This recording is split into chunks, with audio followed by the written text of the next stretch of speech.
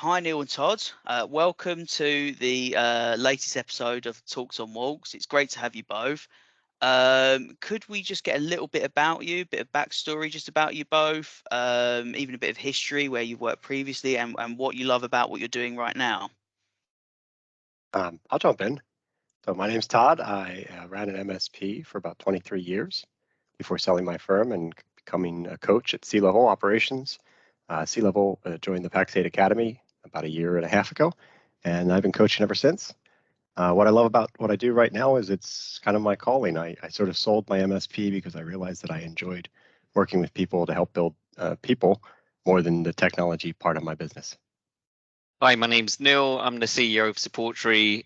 I've been with Supportree since around 2000. Well, not since 2005. Worked my way up and took over the CEO role maybe 5 years ago. Why do I do what I do? To build the business and build people, really. So I enjoy seeing the business grow and mature, and the people within the business growing and maturing also. You and Todd are quite close. You get on really well. Can you Neil, can you tell us why you decided to put in C-Level into the business? I didn't know Todd before C-Level, so we've met during Todd's coaching us. So the reason we put in C-Level, I've heard about the company years ago at an event, and it really interested me. But I kept thinking using C-Level would be like changing the wheels while driving around down the motorway at like 70 miles per hour, and I'd look at the expense and it put me off. And then the pandemic hit, and we had a bit of time where there was not so much to do, and I got a recommendation from a member of a peer group that we're in, and who was putting in C-Level, and I was like, aha, I remember C-Level, and I asked to have a look at what he was doing with C-Level and the processes and everything. I was sold, and yeah, so we jumped in, drank the Kool-Aid, as the Americans say, and started really pushing it through. Nice one. And so you mentioned then before, Todd, that you used to previously run an MSP. Could you tell us a bit about why MSP should then put C-Level into the businesses and what they're going to gain from that? I know we've got Neil's sort of perspective, but great to have yours as well. Yeah, well, I was a client of C-Level as well before selling my firm, and I took my firm from being a system builder to being a contracted MSP shop where all of our clients were on contract with us, and I figured out every which way to lose money doing contracts wrong, and then finally started to get the right traction with my clients. But what I was having a problem with was incentivizing my employees properly and measuring my employees properly. So I heard Rex, our founder, speak at an IT Nation event, and he was talking about bonus compensation plans that work. I'm like, oh, I need that. And ironically, my service manager was there. He was at a different session that hour, and I said, no matter what you're doing later today, you got to go see this guy and hear his talk on compensation plans that work. So he went and he heard the talk, and we both agreed that it was the right thing to do to try and put that in place. So I really wanted a way to more appropriately help my team understand the efforts that they were doing and to enable them to think like an owner in their own efforts. Sure, sure. And so, like you say, you've both implemented C-Level yourselves. It's Supportree's had it for over 18 months now. What are the big changes that you've really seen internally? And I'd put this out to both of you, Todd, even from your perspective, what do you see for Supportree? What's been the changes? And Neil, been working with it internally, what have you really gained and saw from that? Well, I'll take this one first of all. I think that the main thing for me is the consistency of service. We feel like a different company, really. The consistency, the control, and the calmness, the three C's. But it's before C-Level, we were, we offered a good service, but it was a lot of Sure. effort. There was a lot of running, and it relied a lot on the people. And we still rely on people, but we have so much process built into it that it's less reliant on individuals and it's more reliant on a team. and we're getting, because of C-level, we're getting better, and it's it will keep getting better and better, and the processes and loop backs to refine our service. It's been a revelation to us.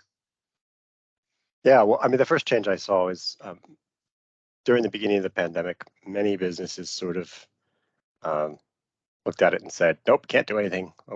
Shutting down, or Sure. pulling back, or putting the brakes on. And Neil said, "Let's put the petrol on. Let's go. Let's go faster."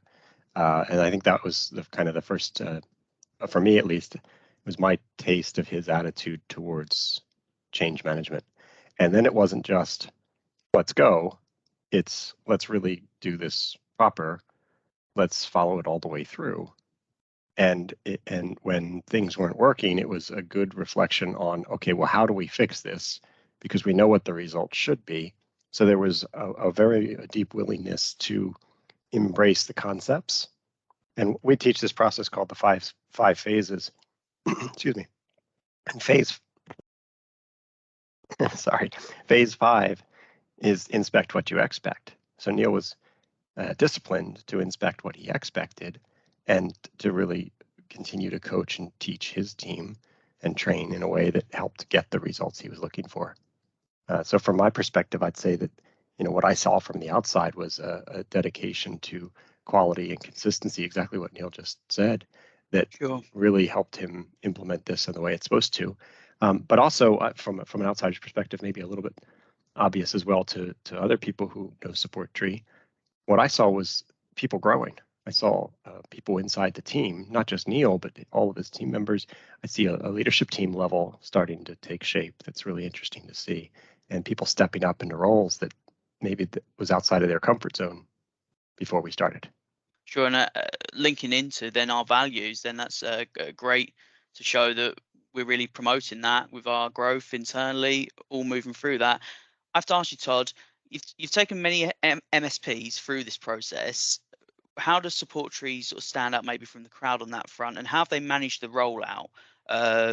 Would you say? I know you say that there's been a couple of standout moments for the 18 months, but the initial rollout, how did that go? Maybe we didn't have the right people. Maybe we didn't have the right understanding. It doesn't matter, right? It's bumpy with most of my partners as they learn. It's sort of like learning to walk. If you see a child Sure. learning to walk, it's difficult at first, and there's stumbles, and you get back up. And it's not about whether you stumble; it's about how many times you're willing to get back up. Most of my partners make this transition in somewhere between 100 days to 18 months. Right. Neil was on the faster side of that. And I'd say Sure. the first time we tried to make the transition, we had some stumbles and we got back up and we transitioned again. And then it was a continual approach of inspection to help correct the things that aren't working. And even now, it's not perfect. Perfect is the enemy here. We want Sure. good, we want progress. And that's what we're seeing with the team and with the people who are actually really responsible for doing the work. Sure. So would you maybe say that the initial structure that almost Neil and the team had in place and the values they had that incorporated then into this process really made that fly by a lot quicker than other MSPs who maybe haven't got that built in already? I think if I think back to when we started, Neil, I think a couple of things probably made us go faster. We were doing a couple of calls a week. Yeah. When we first got started, we backed it down a bit now because we're sort of in the running phase. But we were doing a couple of calls a week on different tracks, and there was sort of one track that was focused on getting Neil an understanding of what we're trying to do, and there was another track on getting people inside the company on the how piece of the program. And in those two pieces coming together, I think enable companies to go faster. And not everybody is willing to make that investment of time, both from a number of hours spent talking to someone like me, but the other piece of it is the time outside the call, the dedication to do the homework, to read the material, and to really push your business forward. It takes a lot of discipline to do that. Sure. It's like taking the advice from your personal trainer and actually going into the gym and working out and doing it. Sure. And not having the cookies afterwards or something. Right? Exactly. Yeah. Not cheating. Any cheat meals on that one. Yeah. Neil, so over the last sort of 18 months, you said like 5 years ago you moved up into CEO position. Just over the last 18 months, with C-level. What's the biggest sort of change really, and what's the difference between support tree back then and now, even in that short span of time? That 5 years, you could go, wow, a lot's happened then, but even just the last 18 months of that. For me, I have an operational brain, really, and when I looked at C-level, I could vision how it would be in the business, like pretty quickly, and it's working as I was expecting it, actually. So for me, it's the best operational decision we've made since putting in ConnectWise, or maybe we put in Quote Valet, where you get sign-offs and everything online. Both really easy, but they were both actually, rolling out ConnectWise is really tough. But the work that you have to put into C-level, like Todd was saying, yeah, it is a commitment. But if we hadn't done that, we just wouldn't be where we are in the people, in confidence, in the calmness. I mean, you work in our office, George. It'd be nice to send you to another MSP for a day when you can see. Sure. Sometimes outside the office, it may look like everything's calm, but inside the office, it's often phones melting down and something going wrong. So, as a business owner, I feel much more in control and much more confident, and the team are really growing. So, people that were in the business before we rolled out C-level are now completely different people, and it's changing week by week, quarter by quarter. So the things that they're coming and discussing with me, they just wouldn't have done it before, because they just would not have had they would have had the scope, but probably they wouldn't realize they had the scope. And they did with all the processes and everything that they've been taught, it's given them a lot more confidence to push forward as well. Sure. So it really empowers then that team aspect and drives that then throughout the business. Yeah. Absolutely. And you mentioned our values. Our values really are tied into that. Team growth, humility, and care, and all of those can slot into C-level really well. The team. This is absolutely a team game, and I've compared it to a football analogy. Like we used to be like Spurs of old, maybe, like where they had some really good individual players, and if they played really well, they could win 5-0, but they'd often lose 2-0. We've turned into City, or the new Arsenal, I'll say, or Man City. They're a team and a collective, and when they all play together in the correct way, it's magical. And that's so seeing the team grow like that is amazing. Sure, you can then keep on with the results. It's not sort of a hit and miss every so often. Predictable results. We used to have a guy who worked for us who used to keep talking about McDonald's. You go into McDonald's in London, you're pretty much going to get the same result as you go to McDonald's in Pennsylvania. We want that the predictable result. The client contacts us, they know what they're going to get. And so I'd like to sort of put to both of you then. We've talked about how beneficial C-level is to MSPs and the growth and stuff you can gain from it. But could it be implemented and rolled out to any business? I'll put that out to maybe Todd first, and then Neil, you can sort of chime in after. Mm-hmm. Well, I think that C-level as a company got its name for a couple of reasons. One, because they were based in Seattle and the play off of the whole Seattle and C-level out there. But more importantly, it was about building a CEO, CFO kind of level of people inside of companies, IT businesses.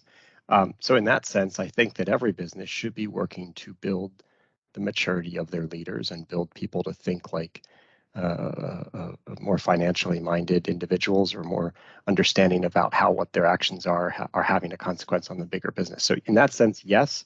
The other premise that really we apply is a process-driven company. So we come in with a whole bunch of processes that are sort of tailored to an IT business, but I have seen other businesses take that idea from people I know in the industry who've gone on to other industries and say, I want to C-levelize my new company, and it's not a a perfect fit in the sense that there's not a packaged guide for you to use, but there is a process in the sense of, well, I've got to fix my software and tools, and I've got to fix my underlying processes, and then I've got to be able to measure and inspect what I expect, and so on and so forth. So you can apply that same logic to say to your business, yes, you Sure. can take this and grow your people in a way that builds the desire to learn and coaches them forward. Because often we get frustrated in owners or leadership position that people aren't growing. Sure. And really, I have to look at it and say, well, it's probably because we as the owners or leaders aren't helping them grow enough. So what this is a path to growth. Sure. Sure. Yeah, I'd basically agree with that. So the C-level is specific to IT companies, but it just shows to me the importance of documenting your processes, or of documenting positions, of giving people numbers, of reporting back to them so they know how they're performing and the financial consequence of that. So it doesn't matter what the business is, of course, C-level Sure. or MSP specific, but if you're in any other business, if you're not documenting, following, and training, and looping back around and reviewing that, you're going to be missing out on so much. Sure. Sure. And like I say, it's then really contributes to that transformation of the companies, just necessarily finding the one that's for your niche, your industry, and picking that up and really putting the effort in and the time in with that. So you two have obviously spent a lot of time together over the last 18 months. So it built up a very close relationship, I'd say. You recently both enjoyed traveling together and hiking. Can you tell us a little bit about what you experienced on that? Yeah, well, it was actually my wife's idea. Todd and I, we've been talking more or less every week for the last 18 months, 2 years, whatever it is, and we were talking about hiking for some reason, or I can't remember, but We talk whenever I start a call, there's that couple of minutes at the beginning of the call where you talk about what's going on in people's lives and you talk about the weather. And when I first started as a coach, I was really robotic and didn't talk about what was going on in my life and only wanted to know what was going on in other people. And then as soon as they started to try and talk about my life, I changed the subject. And over time, I realized that was really preventing me from having a deeper connection with people. So I share what's going on in my life. And one of the things I was sharing probably back in May was that I was doing some practice hikes for an Appalachian Trail hike that I was going to go on. And Neil all of a sudden said, well, I'd like to go.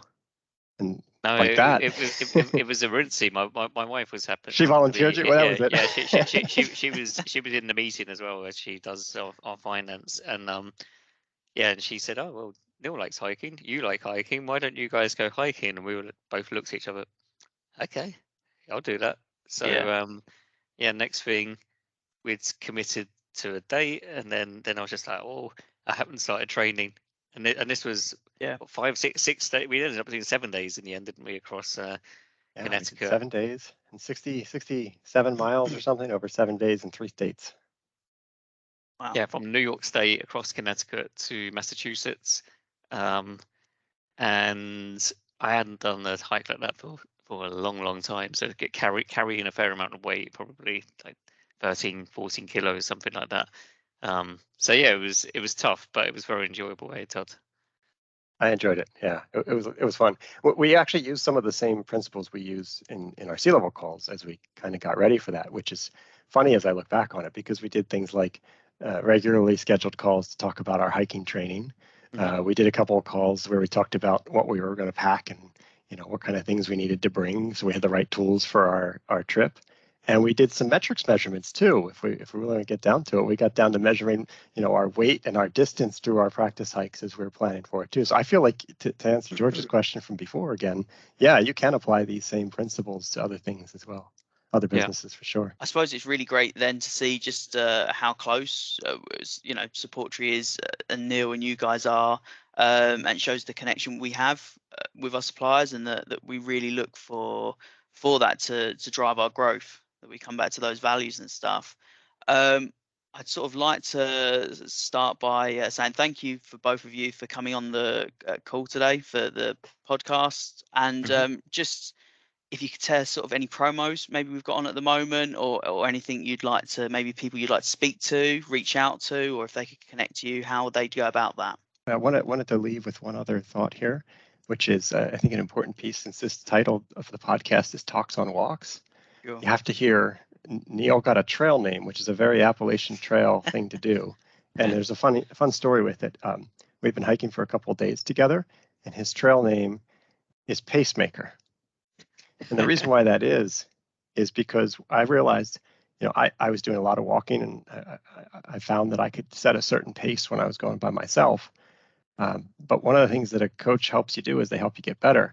And this is a real interesting story about who was coaching whom here, because as I tried to keep up the pace with Neil, who's a very fast hiker, I got better in my hiking speed. He motivated me to hike at a faster pace, and we had some great conversations along the way. So I love the name of this podcast. I just wanted to fit that in there. It's great. Brilliant, thank you. And yourself, Neil? We don't have any promos on, George, but who we're looking to talk to is mainly companies in the insurance industry, primarily based in London. But we're happy to help anyone mainly in London who's looking for any IT MSP help. Perfect. Well, thank you both for coming on today. I'm glad you like the name Todd. It's going to stick and hopefully stay around for a bit longer. But yeah, thank you both for coming on. It's been great to have you and talking about all these different topics. It's been brilliant. Thank you. Excellent. Thanks for your time, both. Thanks, George.